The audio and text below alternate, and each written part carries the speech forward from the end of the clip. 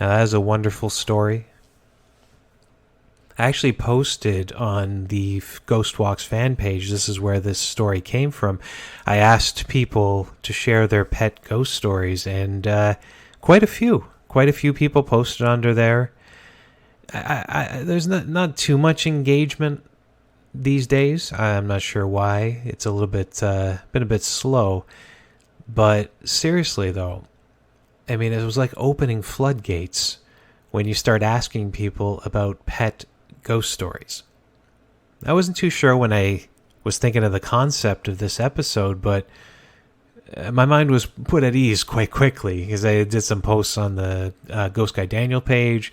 I did the posts on the Ghost Walks page, and it just didn't get tiresome. And thank you so much if you posted your story. I was very happy to read it. So the common occurrence when it comes to pet ghosts is still feeling the habit.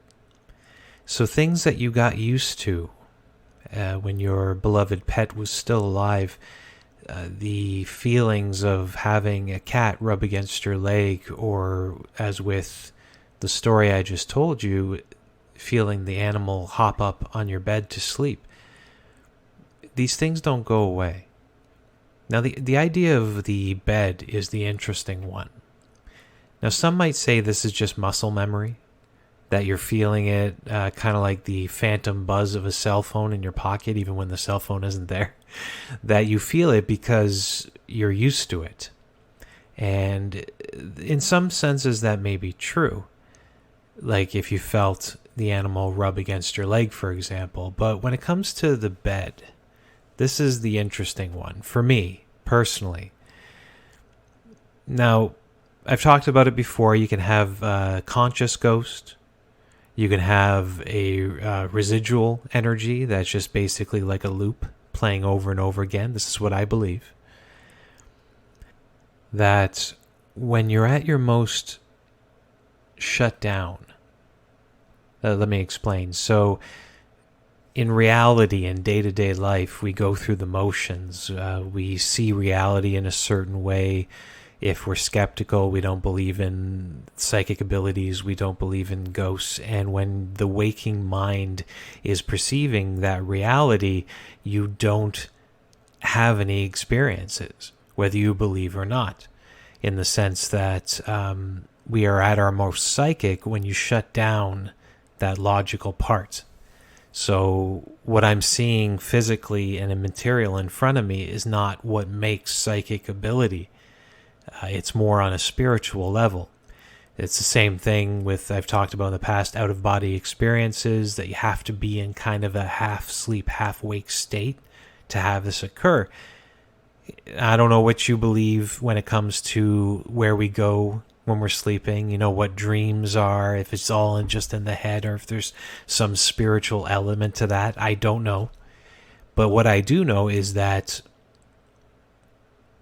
either in meditation for me, and if you meditate, I think you understand this too, or in that state of half awake, half asleep, I can get the most impressions on a psychic and spiritual level.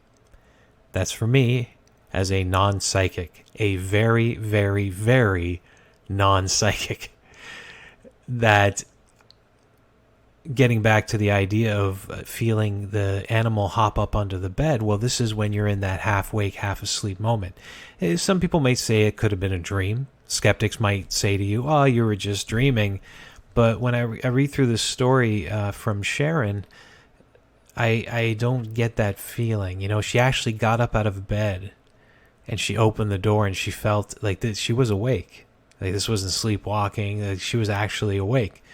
Half asleep, mind you, but also awake. So that kind of proves what I'm saying here. So if you connect to the world on a spiritual level, where your body is asleep or shut down, then you have more of these types of experiences with energy. So this is another reason why pets can be ghosts. I'm not going to dive too far into this idea. I grew up in the Roman Catholic religion, and one of the things that we've learned in relation to the Bible is that pets don't go to heaven.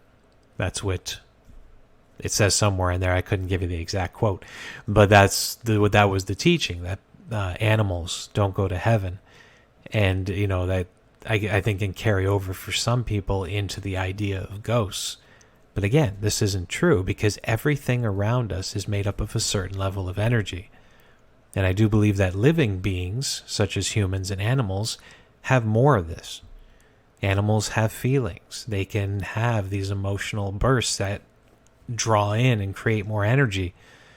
So me putting out the call and getting all these stories was yes, proof to me, but I already believed in the beginning. So in the end, this is kind of a quick one, quick speech, is yes, that pet ghosts do exist, and if anything, these stories have proven it.